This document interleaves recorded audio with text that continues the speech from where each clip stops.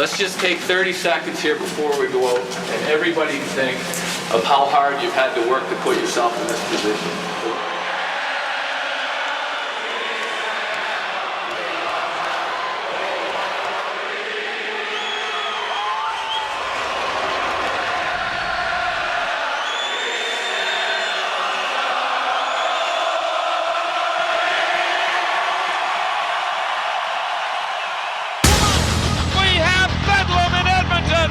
Wraparound, scores! Ryan Smith! Rollison out to make a big save. Big save again. The third guy on the other side, but if we end up turning the puck over, or he comes up the strong side, and we get the puck there, let's make sure our third forward is the goal.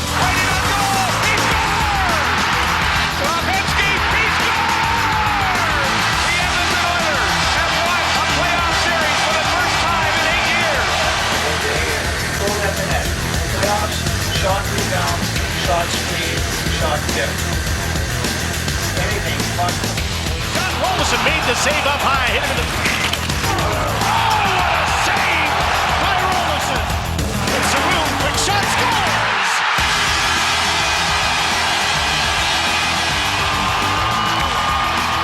Right in front, Jason Smith scores!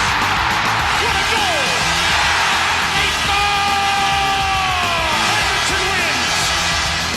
Are going to the conference final, and in the city called the City of Champions, this is just like old times. Shot, right down, score! What a save by Rollins. Fires off the pick, score! Oh, this is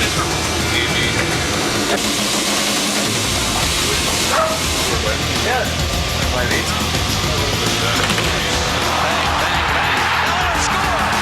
Ladies and gentlemen, for the 7th time in their 27-year history in the National Hockey League, the Edmonton Oilers are going to the Stanley Cup Finals. Here we go. Come on, Stevie, steady. Here we go. Here we go. Here's the break. And Rosani scores. A short-handed goal. Yeah, right in on goal. Back at her. They'll count this one, baby. Thank you all for making this unforgettable hockey season. You're in oil country. From the hard oil country. Go, Oilers, go. You're in oil country now.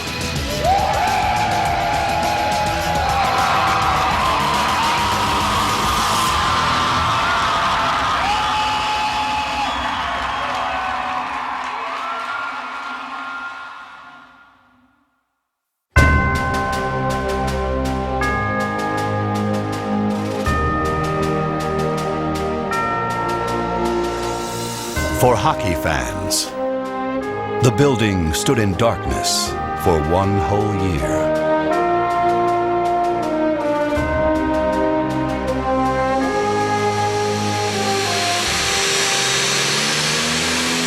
The return was to be a triumphant one throughout North American rinks.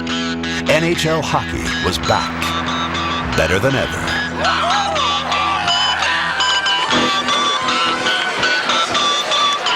It's been a great hockey city even when the team has just been making the playoffs or not making the playoffs. There's another whole new generation of fans. They have a lot of pride in their hockey team. They have for decades, but they have maybe even more pride in the hockey team now than they did even, 15 years ago. In the heartland of hockey, there was a buzz, an excitement, heightened by a genuine belief that the Oilers could not only be more competitive under the league's new guidelines, but that the franchise could thrive in a new, more competitive economic environment.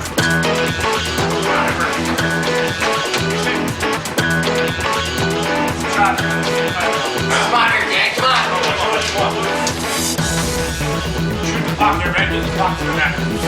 It's opening night from Rexall Place. It's the Oilers and the Colorado Avalanche. After 300-plus days of a work stoppage in over 16 months, the NHL is back. Ladies and gentlemen, your Edmonton Oilers! October 5th, Game 1. The frenzied crowd spurs on the Oilers to an early lead against the Avalanche. Right in front, here's Orkla! He scores! Sean Horkoff, 1-0, and they have played 24 seconds into this NHL season. Good to see you. It was always saying.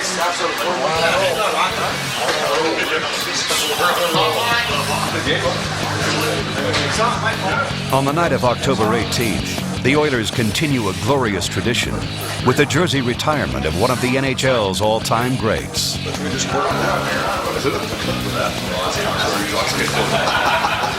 They got some whip to them. Yeah, I went to a few last year. Paul Coffey's number is raised to the rafters in an emotional salute to the past. I had the privilege to play in the National Hockey League for 21 years. My first 7 with the Oilers, and always considered myself an Oiler and Edmonton to be my home. And all I can say is it's great to be an Oiler.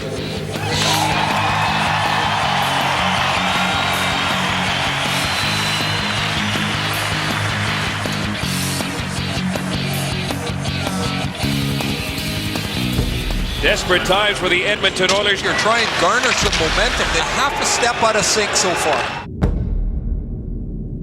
Despite the acquisition of several talented players, the Oilers' performance on the ice had been inconsistent during the first month of the season. The fans had been expecting more. I think that most players, I know the veterans, were excited about playing with those expectations. And as we went along through the season, we had a pretty serious skid there where we lost a number of games in a row. I think it was 7, and a lot of questions. But the character and the mentality in our locker room never wavered. In late October, the Oilers began a 5-game winning streak to put themselves back on track. The shot goes, scores!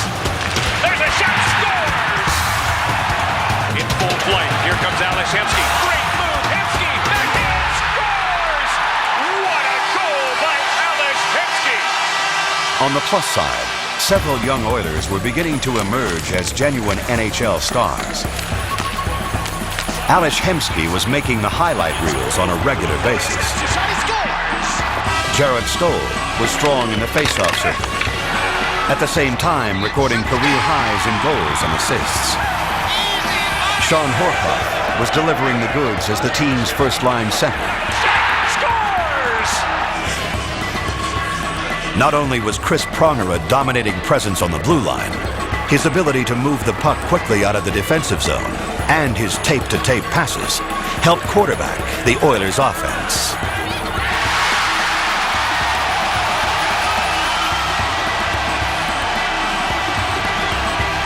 Other seasoned vets were coming through as well. Ryan Smith was threatening to surpass his best-ever season in goals scored. But despite the steady improvement by individual players over the course of the season, the team was at the time still lacking consistency at both ends of the ice. Management knew they had some holes to fill. We knew we needed a little more offense to make our team even better. And of course, goaltending, I guess we knew that all season long, and we're on top of it all season long, but we kind of figured that the trade deadline would be the most likely time that we'd be able to get what we consider to be a #1 goalie, and Dwayne Rolson certainly proved to be that. Always nice when you feel wanted and you're going to play a lot. It's a lot easier to play when you're playing lots, and I had that opportunity. It was tough at first when I got here. I hadn't played a lot of games before getting here, so it just took me a little while to find my little groove, and then once I got into the groove, everything was great. Indeed, the addition of Dwayne Rolson would make a big difference down the stretch. As well, newly acquired forward Sergei Samsonov would add firepower to the Oilers' attack, while steady blue liner Yaroslav Spacek would add more depth to the defensive core.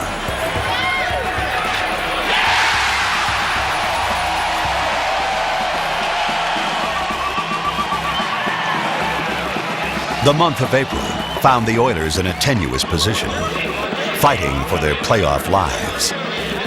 We had to scratch and claw for every inch, and to make the playoffs, that we had to play playoff-like hockey for months going into the actual playoffs. When Ales Hemsky scored in the final moments of Game 81, the Oilers officially qualified for the playoffs. Here's Pronger. Pass up the middle, Stoll.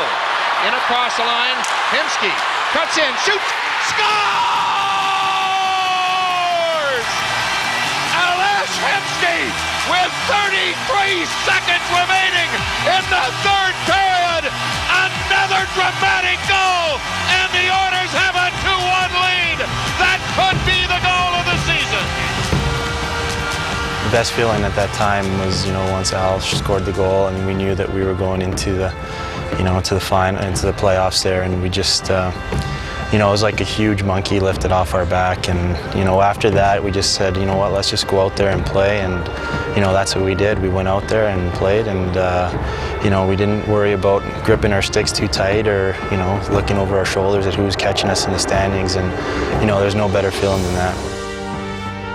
Well, I think we went through pretty much everything. We had some ups and downs. We had some slumps during the course of the season, but over time, I think that made us a better team. And coming down the stretch, we won those important one-goal hockey games, those 2-1 games. We could win a game 1-0 if we needed to. We could win a game 6-5 if we needed to. And that was, I think, that was the thing that was, different from our team in the past. Now begins the physical and mental preparation for a whole new season. A season of a different kind.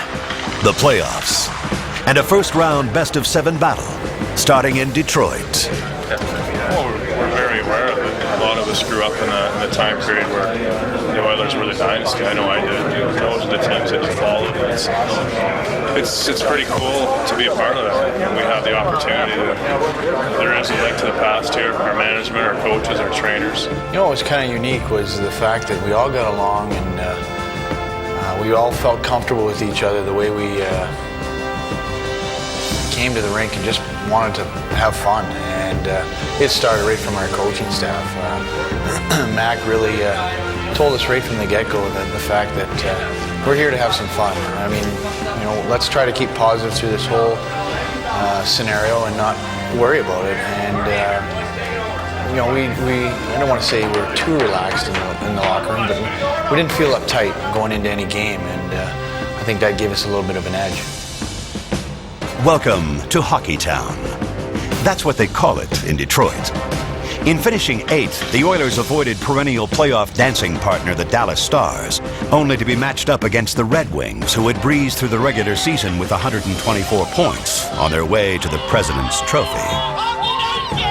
If you looked at the regular season, we actually handled Detroit quite, I don't want to say easily, but they're one of the better season series that we had in terms of winning games, but we really felt we matched up well against Detroit. The Oilers and Red Wings had split the 4 regular season games. Loaded with veteran talent, the Wings are a considerably more experienced and mature team. Question is, can the Oilers make up for their lack of experience with their youth and speed? Oiler fans can't wait for Game 1 to begin.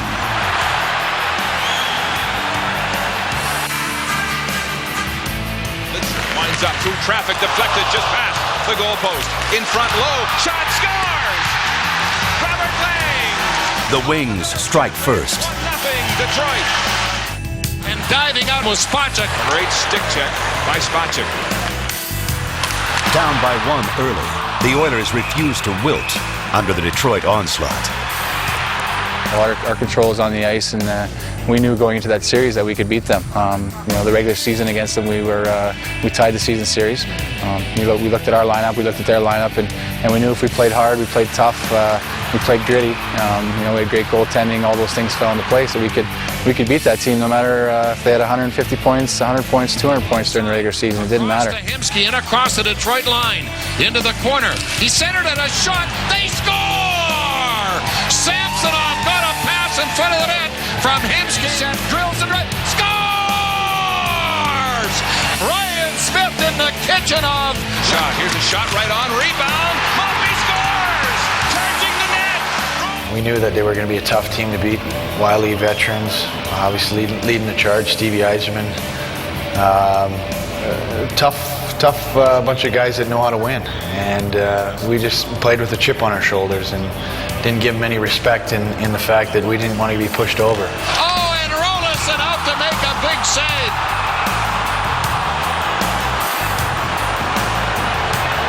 Boy, they have put the whistles away. And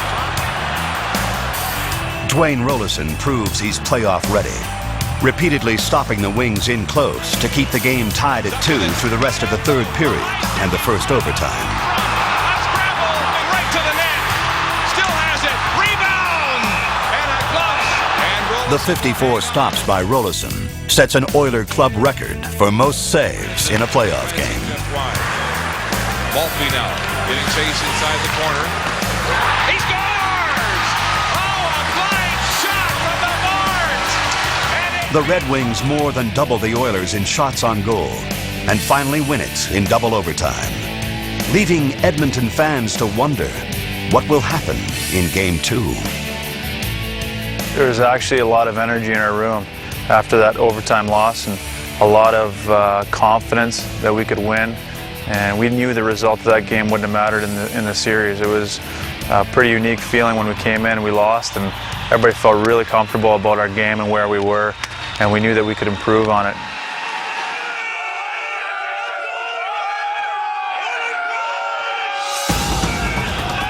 There are a lot of Oiler fans in town for Game 2, and at least one of them has a menu suggestion.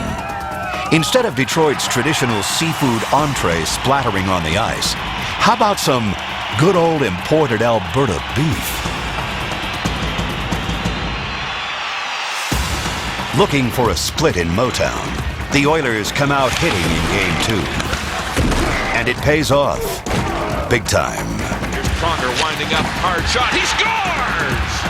Chris Pronger's second goal. Here's Zetterberg backhand and he saves! Heisman trying to get around Pronger. Yzerman to the net. Oh, and a big save.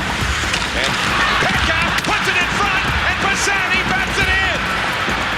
Fernando, he was a well-kept secret. We always knew how good of a player he was, and he's a very well-rounded player. He can do a lot of different things, and he's very, very valuable, but now the rest of the world knows that. And, you know, he performed on the biggest stage there is. With a tying goal to Jason Williams. Williams is checked at the line by Pronger. Here's another chance. Wrist shot. He scores! Brad Winchester with his very first NHL goal. Here's Stoll looking at the empty net. He scores to salt this one. After the fact, you know, hindsight is always, well, here are the reasons, and the fact that the Oilers, you know, they played the way they did for the last 15 or 20 games. But I just think that we were a good team, you know, for most of the season, and we were missing pieces here and there, and those pieces came together.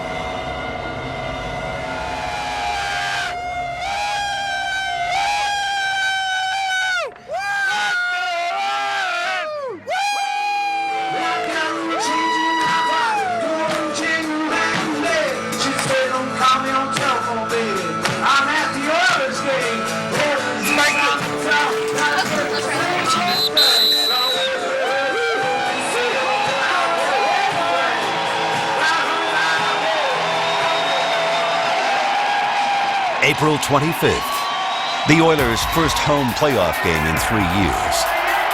The crowd at Rexall Place is deafening. Every hit, every scoring chance pushes the noise level even higher. Check a shot. He scores! The Oilers take an early lead, but the playoff-savvy Wings bounce right back. In front, deflected, they score! Zetterberg, his second goal, his second power play goal. Winchester playing it around the boards. Ryan Smith, wrap around, he scores! Reverend! Oh, Samsonov! Here's his shot! They score! The Oilers win Game 3 in double overtime. It's always exciting to score a goal in the playoffs, and score an overtime goal in the playoffs is unbelievable. The feeling, especially at home in front of the fans that we have here, just the right place, right time, and just whacked it in kind of. And you know, a lot of times those are the goals you get in overtime, just being in that right spot. And it wasn't anything fancy. Usually my goals aren't fancy at all, but it was great to get that goal and great to get the lead in the series. How's that for your deadlines? You know, anytime you get 2 of the first 3 games that go to double overtime, you like to think that it's going to even out, especially when you've lost the first one. And our goaltending was absolutely spectacular. Played as good a game as I've seen in this building in a while, and gave us an opportunity to win the hockey game. And ultimately, it was just a good. Anytime you're into double overtime, anything can happen. We were fortunate to get it by him first. Boys, here we go.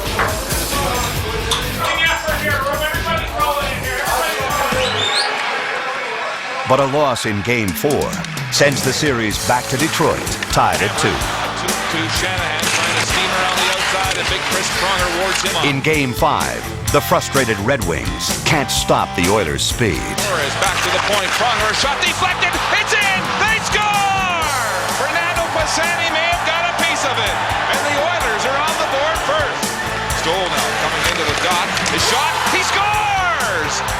Through traffic, and it's Smith. A shot through traffic in front. Horkoff, one chance. Another. They score! 3 second-period goals give the Oilers a 3-2 win.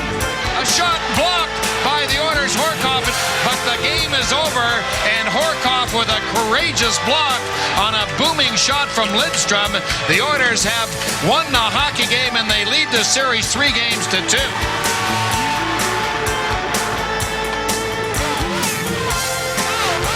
Now, the real hockey town, the one north of the border, greeted the Red Wings for Game 6 back in oil country. Of course, no one said it was going to be easy. He loses his footing. Zetterberg with the puck. He scores! The Red Wings won't go quietly. Front rebound, and Lang. It's 2-0, heading into the third period. It's 2-0 Detroit. Got into trouble. The only times they got into trouble is when it was coming around the boards here. Our defense is going to hold it in. Our forwards are waiting in that area. Our high forward has to get out. Once you see that defenseman down and vulnerable, the forward has to get out because they're coming hard. Can they read that? Come on, get a little positive and skate here. Hard. That's it, Rolly. Power play. Third three. Lidstrom down low. Ryan Smith. Right to the crease. Jericho. Rebound. He scores!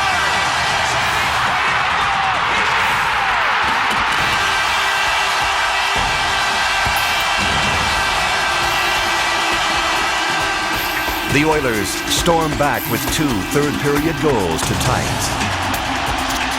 But the frenzy is short-lived. Maltby keeps it in. His shot right on it. Rebound. Townsend scores for Detroit. Detroit's third goal momentarily takes the energy down a notch. But only for a little while. And then that Hemsky kid checks in. Not just once, but twice. Hemsky trying to work in. Now Samsonov. He's got it to Hemsky. He scores! Alex Hemsky in the third period. Oh, a miracle goal by the Oilers. They have a 4-3 lead. Much to the celebration of their big home ice crowd, are moving on to the next round of the Stanley Cup playoffs. The Game 6 victory gives the fans a chance to unleash a celebration that hasn't been seen in a long time. Oilers' spirits is capturing the city.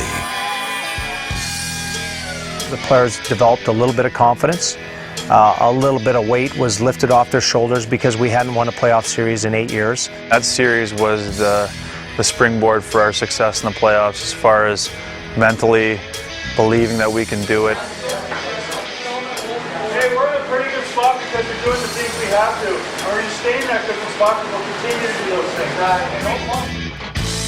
The Oilers open their second-round playoff series on the road in San Jose. And it's going to be a rough ride. The Sharks come out hitting everything that moves. And the Oil can't buy a break around the net. They lose both games 2-1 to fall behind in the series.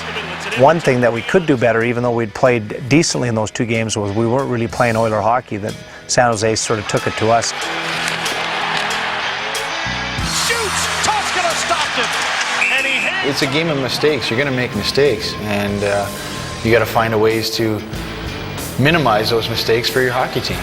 If there was a positive in those first two games, the Rafi Torres hit on Milan Mahalik sends a big message.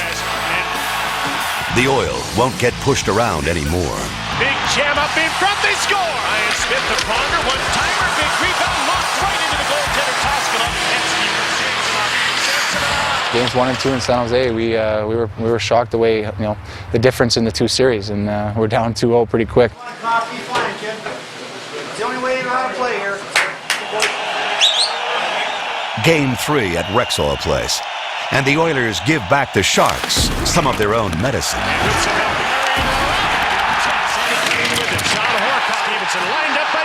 We have the blueprint for hard-nosed, fearless, give everything you got type of hockey. Certainly the group this year, they epitomize that, and probably the crowning moment is when Ryan Smith gets a puck in the mouth and he continues to play.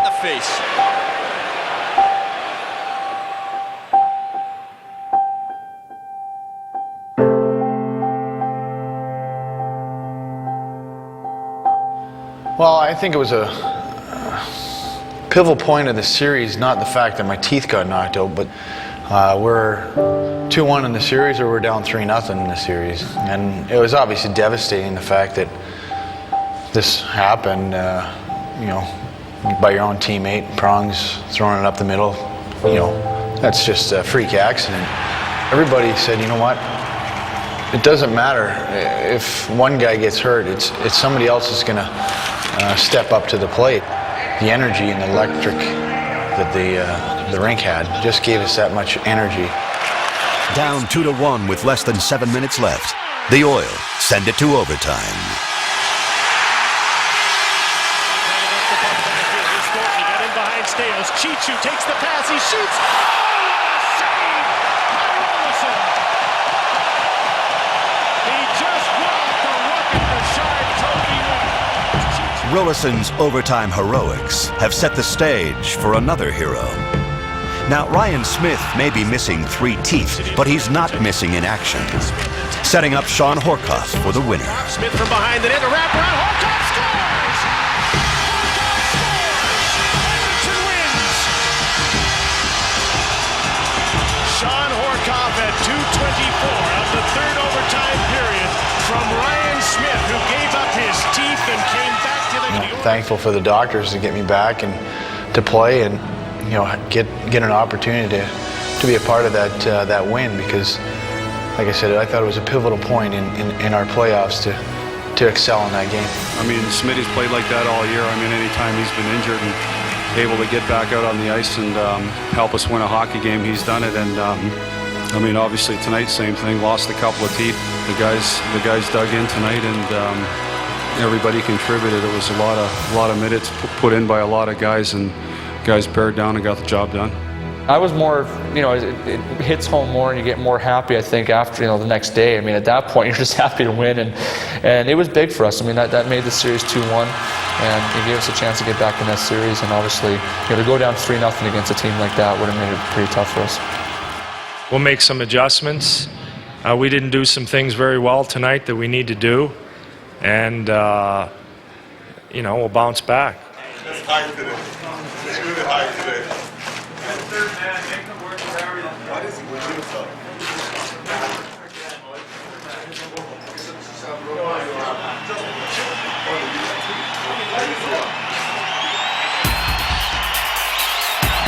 Game 4 speaks for itself.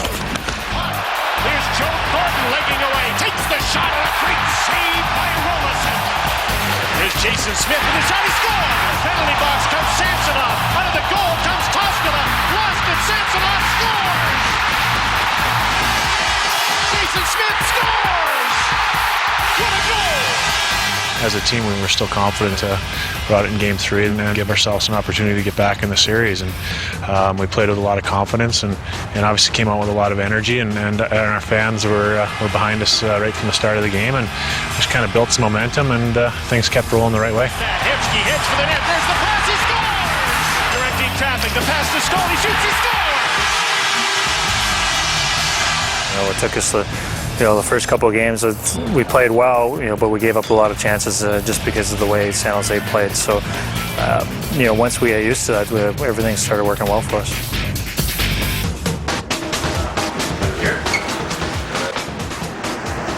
Good thing about playoffs, you can have many sticks as you want. How many sticks have you gone through? Oh, jeez. One every game, maybe. Some games 2, 3. Barry doesn't like that too much, though. Not at all. Game 5, back in California. More of the same. We were a little bit shocked by their emotional level and the way that they skated and how physical they were. They were probably the only team that could match us in that department in speed and strength. And it was a wake-up call for us, and it brought out the best of our game. It was great. Our guys blocked a lot of shots all the way through playoffs. A lot of guys were getting banged up because they were blocking shots, but that's playoff hockey. Guys were putting their bodies on the line to win hockey games. Ryan Smith, the puck comes to the front of the net, handed, shoots, tip, Rollerson makes the save on Chichu. From the blue line, Jaroslavic hits a rolling puck, tipped by Bassani, they score. Chris Calder takes the shot, tossed to the save, Smith scores. San Jose's on its 7th power play, Horkoff scores. Georges, Bassani scores. Ryan Smith in front, one-timer, Stoll scores. In front, Smith scores. After 2 consecutive 6-3 wins, the Oil return home, hoping to wrap up the series in Game 6.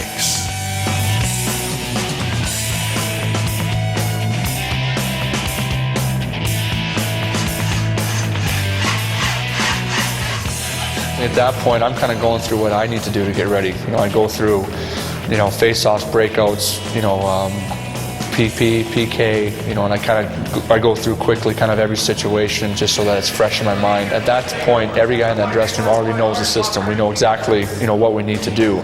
But for me personally, that's a time where, I really focused into my game quickly and just be ready for the drop of the puck, because in the playoffs, you don't have time to fill your way into the game. You got to be ready for the get-go. That type of emotion can't be contrived, and it has to be real, and it certainly was this year. And I can't remember the building being more electric. Well, it hasn't been. It never has been at that level. Fans were unbelievable. That's what made the playoffs so special. Just the fact that they were, the fans were participating in the game right with us, and it was an unbelievable feeling to be cheered on by them and just hear the chanting, when you're in the locker room, you're ways away from the rink, and to hear it getting louder and louder, and then actually hitting the ice and not being able to talk to the guy next to you is unbelievable.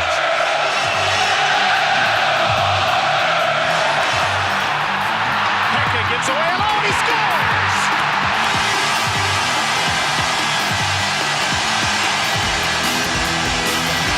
Horkoff tracks it down. Smith is there, Ekman is back. Harvey comes in and gets the hit. With Rollerson getting the shutout in a 2-0 win, it's the first time an Oiler team has come back from being down 2-0 to win a series. The Edmonton Oilers are going to the conference final for the first time in 14 years, and in the city called the City of Champions, this is just like old times.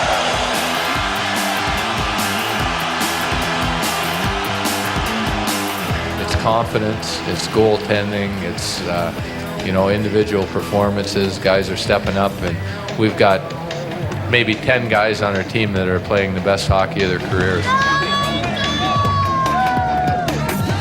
With the Oilers at the top of their game, the fever in oil country is spreading, and it's spreading quickly across the nation. What's going on there, Edmonton? You're our last Canadian team here. You gotta do this. Let's do it. Come on. Go, Oilers, go. On the start, going on! Go, Oilers, go! Go, Oilers, go! Go, Oilers, go! Let's go, Oilers! Let's go, Oilers! Go, Oilers, go! It was awesome. I think the excitement amongst the fans as well as the players in the dressing room was something I've never seen before, and obviously never been a part of playing but it was something I think every player in our team will remember for a long time.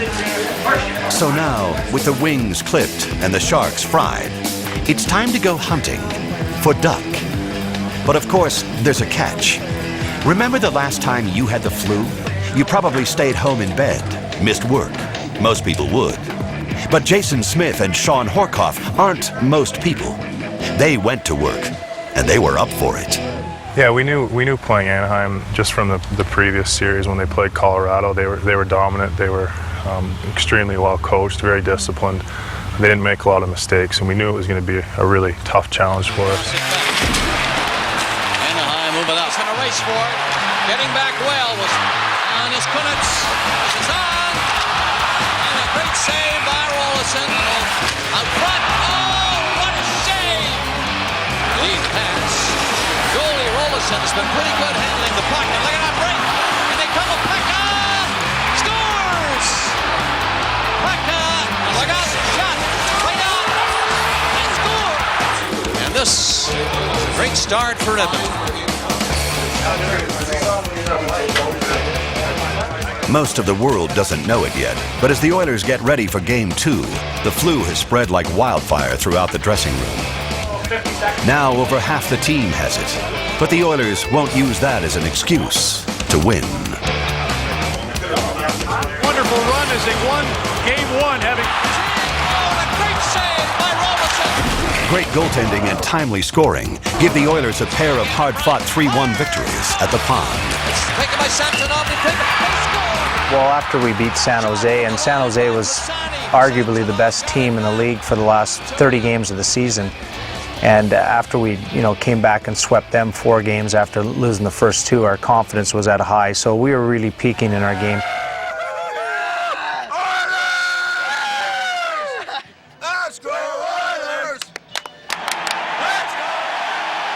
For a franchise already steeped in tradition, a new one begins.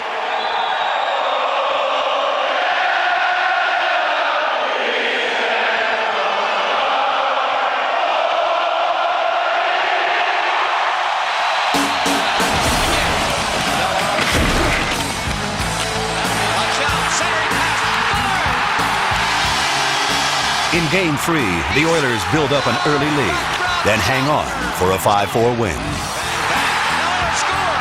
We just want to go out there and play the way we can play, and after those first 2 games, we just said let's go out there and do what we know how to do and play our system and just go from there. We got a great core leadership, and I mean with Ethan Moreau, Steve Staios, Jason Smith, all those guys, really great all the time.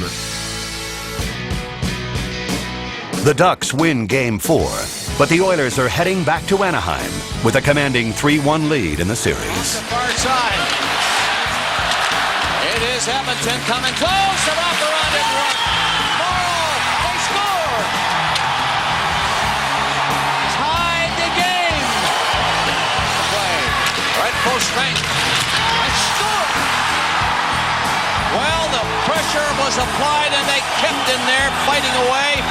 And ladies and gentlemen, for the 7th time in their 27-year history in the National Hockey League, the Edmonton Oilers are going to the Stanley Cup Finals. They're on the ice here, mobbing Dwayne Rolison. The Oilers defeat the Ducks 2-1. We all, as kids, played many games for the Stanley Cup, whether on the road or on an outdoor rink, and just to have the opportunity for us to do it here now is exciting, and we're going to enjoy this here for a day or 2 and get ready to refocus and regroup for whoever we play. We're getting pretty excited. We're going to enjoy tonight, and we'll be looking forward to next week. You can see it in guys' eyes, the guys that we've played with for a while. It's a long time coming, but it's unbelievable. I mean, we have a chance to win the Stanley Cup, and we're not done. We had a lot of movement. That's the wrong one. We want to reveal the real one later.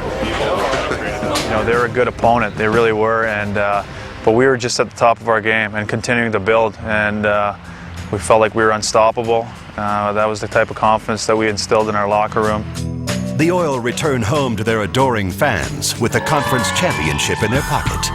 3 series down, 1 to go. We do really appreciate what has happened and the effort the guys put in and what they've accomplished.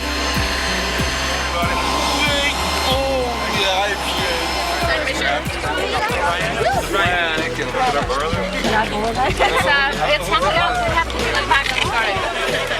I'm sorry. You sure? The Oil will begin the best-of-7 Cup final on the road. They just don't know where yet. Awaiting the winner of the Eastern Conference final between Buffalo and Carolina, Kevin Lowe calls in a favor from an old buddy, and the Oilers head to New York to get acclimatized. They borrow the Rangers' practice facility just outside Terrytown. Hey, what's up, buddy? What's the word today? What's the word of the day? Today is think. Where do you get the think? That's the word of the day. Think, yeah. Think. That's it, Joe. Yeah. Tight, buddy. That's really tight. Oh, good man. You're a good man. Back here in the shop. But the majority I saw, he tried to broad a guy in. Let's see here, like his stick's back here. If he gets that stick in, yeah, he got the puck. Right? Like I would, yeah, his feet. You know but because he's so wide, he's got 2 movements to get over, right? Tomorrow, yeah. Just so we got. Oh yeah, because we start the routine of it. We already got. Probably isn't. So again, here though, you can see his mechanism, right? So he's standing up on you. He's waiting for you, but you got because his stick's here. It just missed the net on this one. But some of the movement. Beautiful, great presentation. Great, boys. 2018. Oh, top shelf. Snipes. Wow. Just playing with this one anyway. Sammy run a nice low route on this side. Strong come up hard with the puck to initiate that F1. Get him coming to this side. Spotchy, take this route underneath. Hammer come nice and deep and come underneath the prongs. Smitty can take this route up this side. That'll bring their D. Their D wants to stand up on you, Smitty. Prongs, you take him over. Little quick drop. Now you've got Hammer coming with Sammy and Spotchy following it up. Beat this F1. If you can take it to the net, great. Otherwise, stop up. Now you got Spots right there on the net. B-roll. Now, when you've got extra time on your hands and no distractions, you might as well practice. And practice. Then practice some more.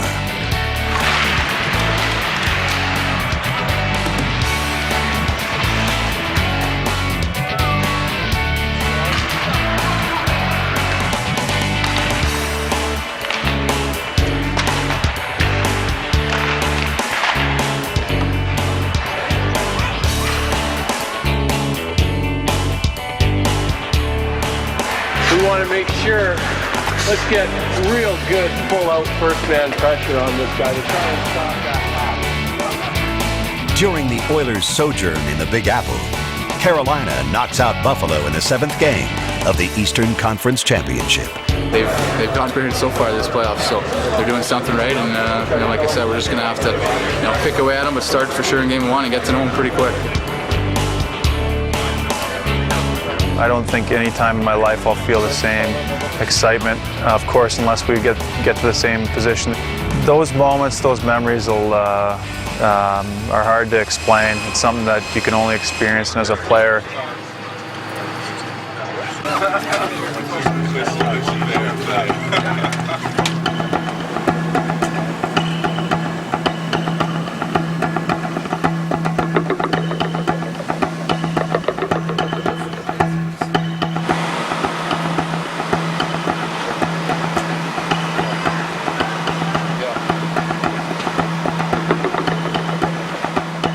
Raleigh, North Carolina, the eye of the hurricane.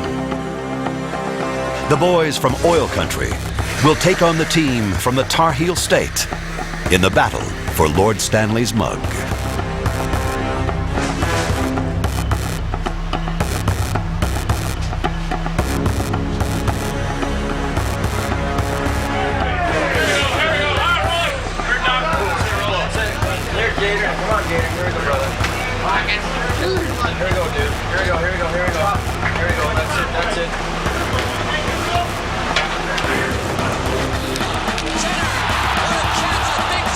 The Hurricanes come out firing early, but Rolison stops everything coming his way. Down by Rolison. It's the Oilers who strike first. In on the play, and picking it up was Pisani, and it's 1-0 Edmonton.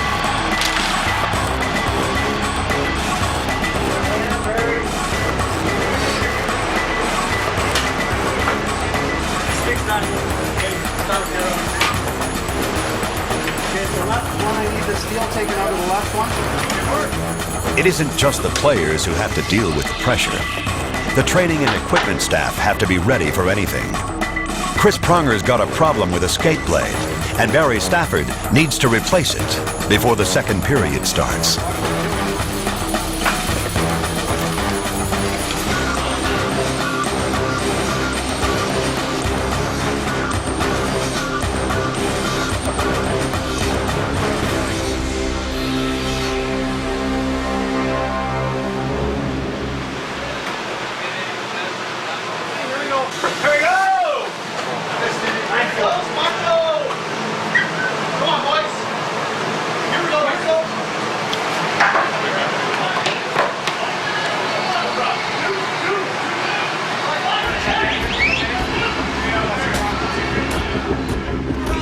Midway through the second, the Canes are scrambling, trying to keep it close. Finally, they call the play. A penalty shot. That's what it is. He's pointing. That's Mick McGough.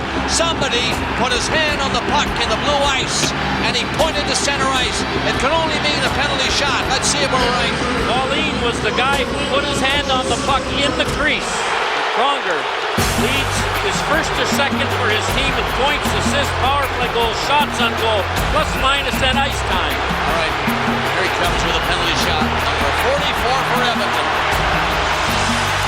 Scores! Well, good night, nurse. Craig McTavish made the call. And brother, he...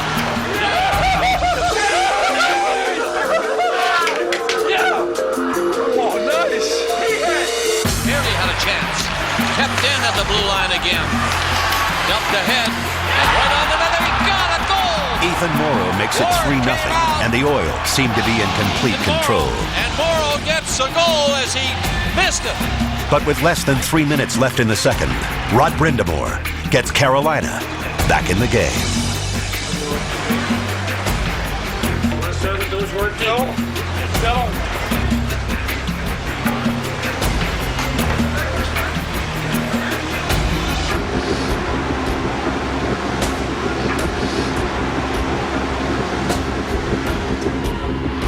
Brendamore's goal late in the second period has given the Canes new life. In the third, they quickly erase the Oilers' lead. 3 consecutive goals put Carolina up 4-3. This power play already, and Stoll gets the zone. Krasnitsky scores! What a beautiful goal by Hemsky to tie the game. Hemsky's spectacular play evens the score. The Oilers are back on track. But then... penalty is going to be called. And Rolison got nailed too, as Ladd was run into the net by Bergeron, and Rolison's on his stomach in the crease. And he got the rebound, the body rebound. And this is bad news for the Oilers. Ty Conklin gets the call to replace Rolison.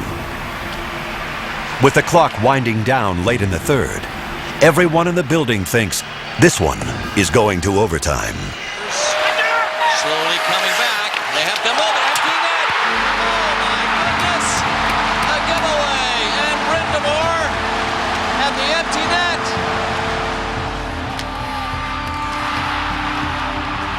But the Oil aren't done just yet. With seconds to go, they swarm the net, looking for the equalizer. But Sherwood Park's Cam Ward stones them.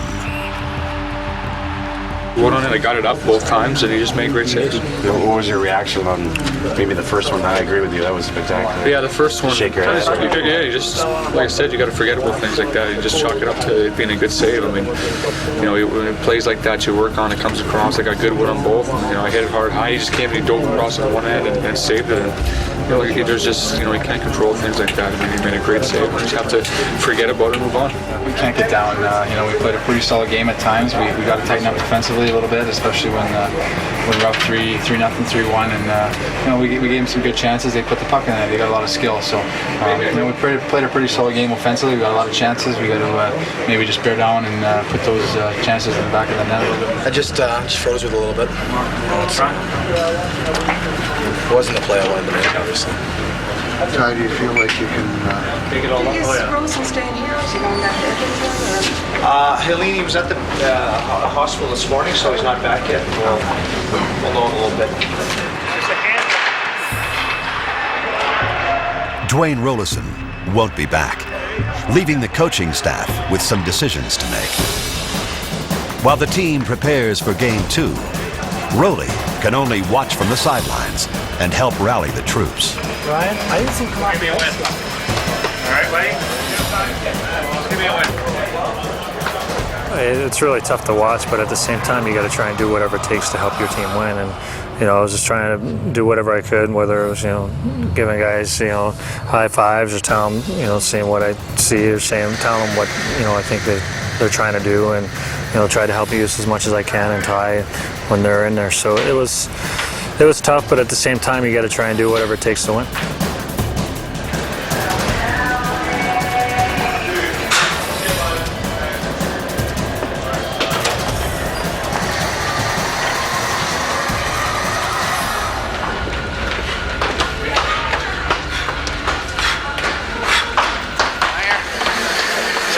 Please. 7. Just keep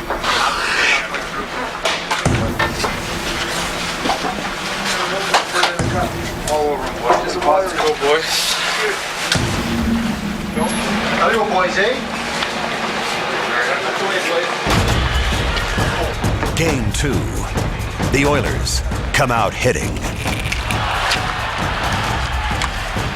But it's the Hurricanes who score first. And they keep coming. Carolina wins Game 2, a 5-0 shutout. We came out of the gate and stormed Carolina in the first game, but if we were guilty of anything in the Stanley Cup playoffs, I think we were guilty of in Game 1 of letting the opponent off the mat.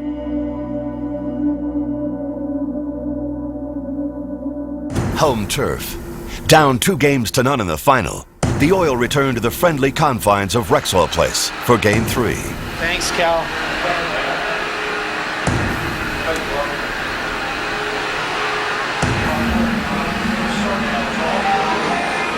Rexall, with its loud and boisterous fans, might be just what the doctor ordered.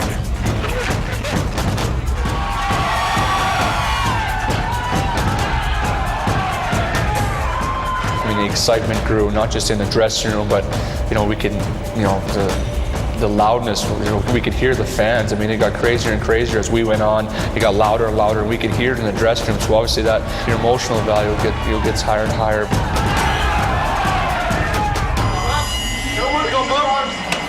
Big guy. Boards up there.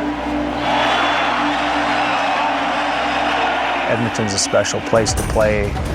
You know, the kind of support that the players get. It's become one of the most exciting buildings in the league. I don't know if it's a difference of a half a goal or a goal. It makes a difference.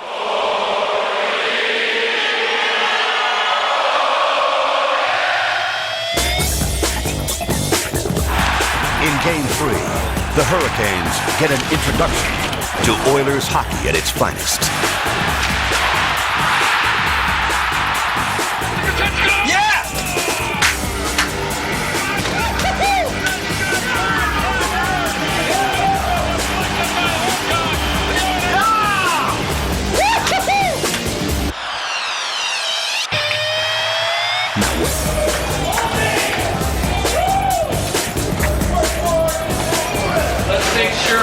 decision we make is in context with the score of the game. Like every decision we make. Yeah, we got a chance offensively, we want to put it in the back of the net. But let's make sure we're not creating chances. It's just the same way. It's obvious when we don't give them anything, when we don't give them stuff on the rush, they're having trouble creating offense. They didn't have a lot of shots in the last bit of that period. We got to turn the momentum. Hard back, boys, hard back. Here we go. In the second, the Oilers continue to shut down the Canes. We got to turn the momentum. They think they're coming a little bit. Let's turn the momentum here in the first shift and the third. Come on, let's go. Let's get ourselves back in the series here. Come on. Come on, boys. Snake, finish him up here.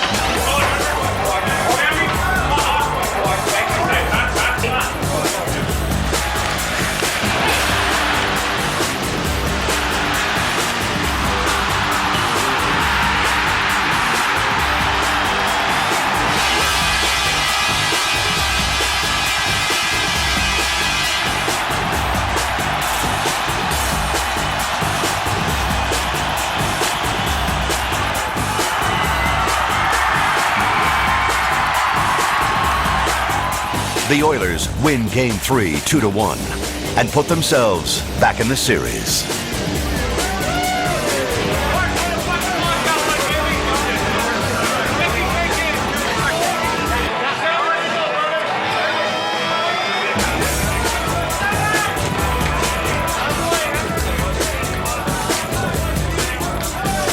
JJ, who's going? We got 3 guys going to the mix. Matt. Going to the mix zone.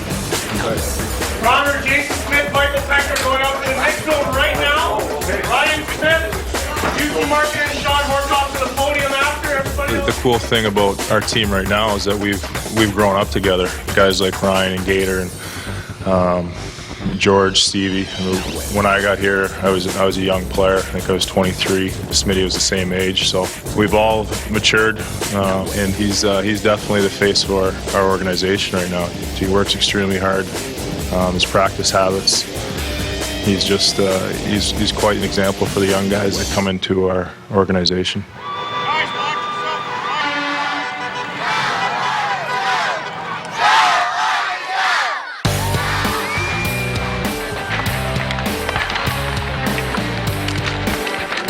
As the teams get ready for another big showdown in Game 4, so does the media. Oh yeah. The hundreds of newspaper, radio, and television journalists have to get their stories into print and on the air. Can you adjust to that? Your cameras read them? We're going to pre-tape one interview that'll happen. What time are you going to do it? 6 o'clock. 6 o'clock. Winners, when we say go to black, that's our house.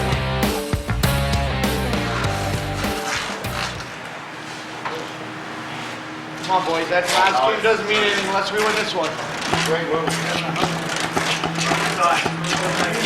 Let's go, Bronx, mate. Whoa. Drop. Big day. Come on.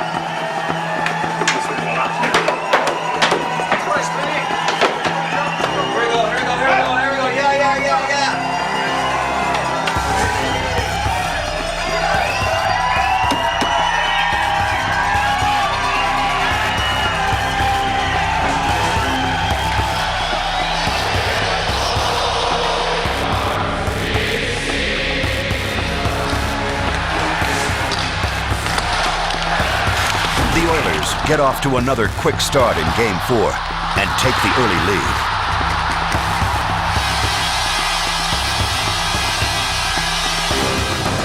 But the Hurricanes come right back. Start, and then we got a bunch of power plays. They get back, and then we get a bunch of power plays, and we start to sag, and you can just sense the frustration on the bench. We gotta have composure. We don't have enough. Early in the second, UC Markkanen makes several great saves. But Carolina keeps coming, and at 15:56, the Canes score the go-ahead goal. They hang on for the 2-1 win.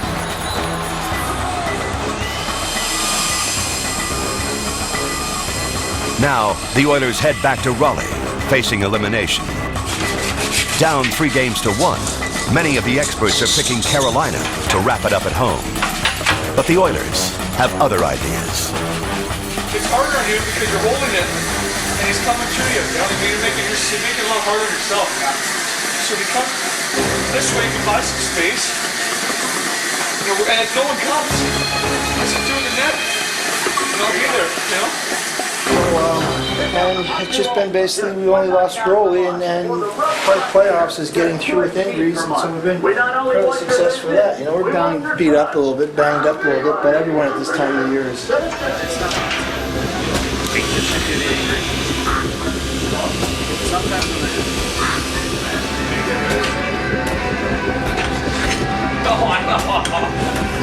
think the only way to, it's not a...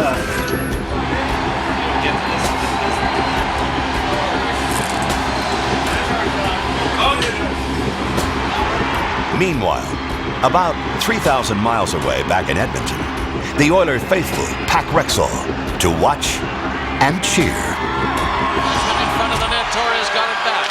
Long shot, score! Toronto strikes early.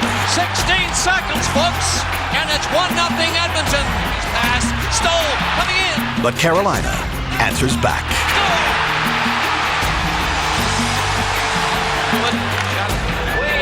Down 2-1 halfway through the first period. Hemsky scores to tie it. What a bullet from Hemsky. Then Pekka gives the Oil a 3-2 lead. How do you believe what's going on here in the first period? Pekka stayed with it.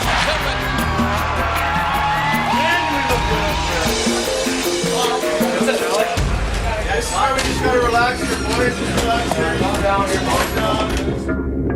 Shot, wide, rebound! Marketing, it's in the goal. Yes, it's in the goal. Eric Stoll's second goal of the game ties it at 3. We were told the Oilers skated with very loose feeling. In the third, the Oilers throw their weight around, but the score doesn't change. Cullen fires. Overtime. Into the netting. Pass comes back into the slot. Oh, great save! Down again. Steve Staios draws a tripping penalty, leaving the Oils short-handed. But it sets the stage for the hero. It is Pisani. Scores! A short-handed goal for Pisani in the Edmonton Oilers. Come out of the box, are out on the ice, and they are celebrating a huge win here tonight in Raleigh, North Carolina. Can you believe it? Shocked Carolina fans were expecting to see the Stanley Cup paraded around the RBC. They'll have to wait. Fernando's OT winner sends the series back to Edmonton for Game 6.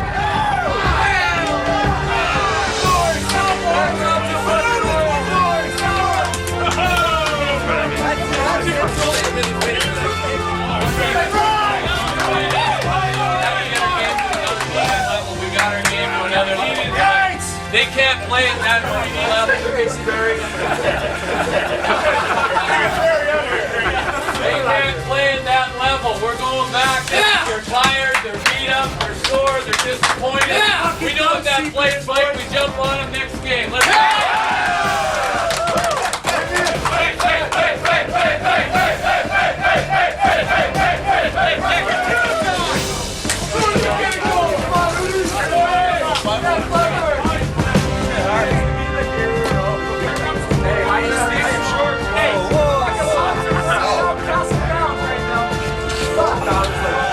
Outside the RBC Center in Raleigh, the Oiler fans who have made it to Carolina have their own celebration.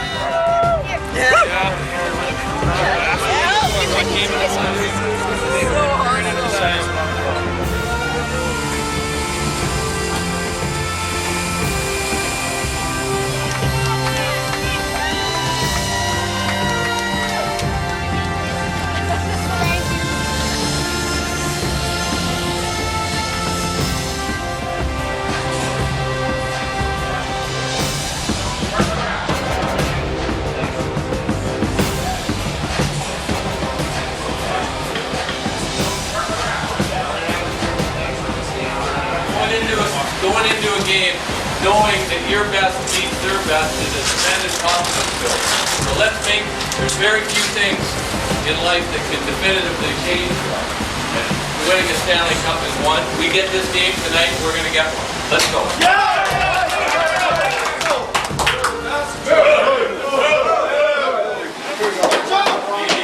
Big game, Stevie.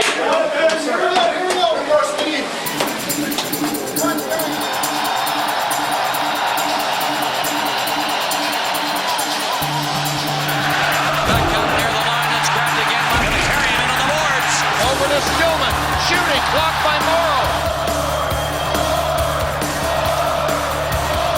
Point, his pass in front of backhander. They score! Fernando Pisani, a backhanded shot. The Oilers score in the power play. Back to the point. Steo shoots, scores! Rafi Torres, the flex Pisani shot. 2-0. We want to be aggressive on the forecheck when we can get there. When we can get there, we got to go and we got to follow it up.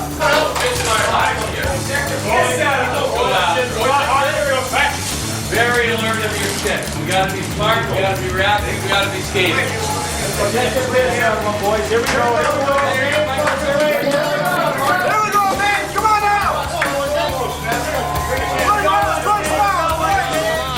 Right in on goal. Backhander scores!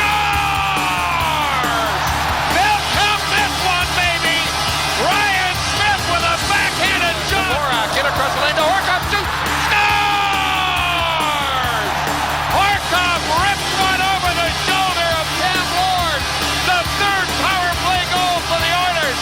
And from winning their 6th Stanley Cup championship, the Oilers even the series at 3 wins apiece as they defeat the Carolina Hurricanes 4-0 here at Rexall Place in Edmonton tonight. And they're going back to Carolina.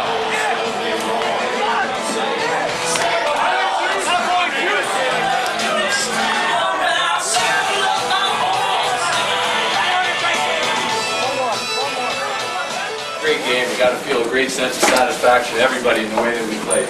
We paid the price at every level. Make sure that we're just dialed into that next game right from now. So you don't even get 2 minutes on the break.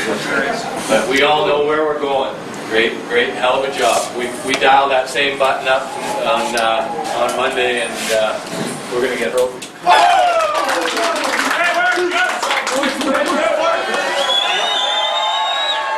One of the best performances I've been a part of. Everybody just played great. Didn't make many mistakes. Juice was phenomenal. But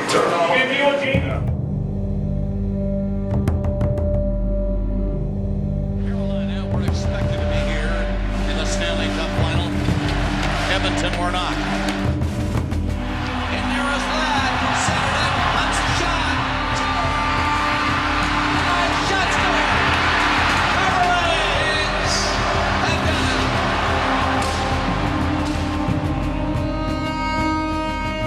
The one thing that's never going to leave my mind is, losing Game 7 and having to sit on the bench and watch them celebrate. I think it's something that, for me, that's probably been the hardest image to get rid of in my head. But it makes you hungrier. It's going to make it all that better, next time that we get to get back there. And I don't think something like that goes away until you eventually, win one for yourself. the situation that we are in, that it doesn't happen every year. I think with this group it will. I think we'll get back to that point, but it was just such an unbelievable feeling. The city was just ecstatic the whole time that we were in the playoffs, that we were definitely aware of it, and even before games you're focused on the game, but you soak it in and you look at the guy next to you, and it was unbelievable how loud it was, and the support that we received is something that we'll all remember forever.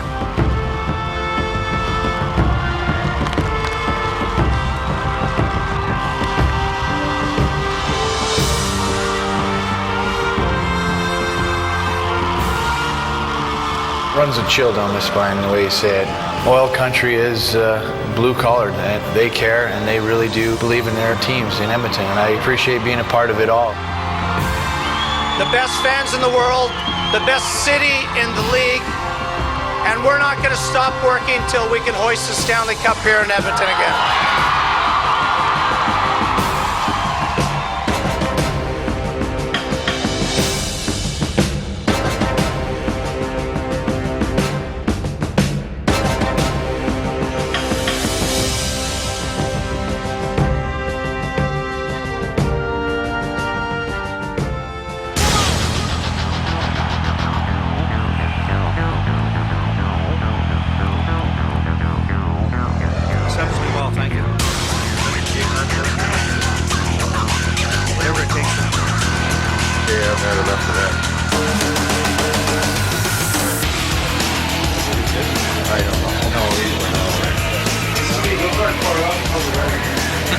No, they're not. It's usually 11:15 practice.